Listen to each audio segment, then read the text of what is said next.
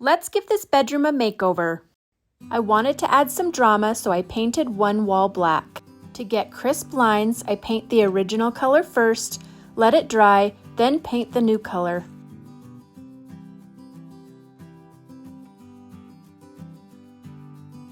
It is so satisfying to rip that tape off. I ordered a new pillow but decided to paint over the orange and pink with some burgundy to better match the rug. Always use fabric paint medium when painting with fabric. I also painted on more green. We cut down a walnut slab and then sanded it. Make sure to always stir the polyurethane really well or it won't harden properly. I propped it up with some scrap wood and got to work sealing it. Always sand in between coats to get a professional finish. It's now a floating side table.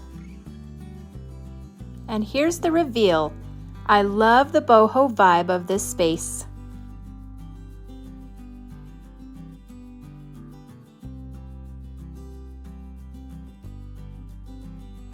My son made this bench out of reclaimed wood for me, and I like it up against the brick wall. From the plants to the vintage rug, I love all of the fun Bohemian touches. Follow me for more small spaces with big style.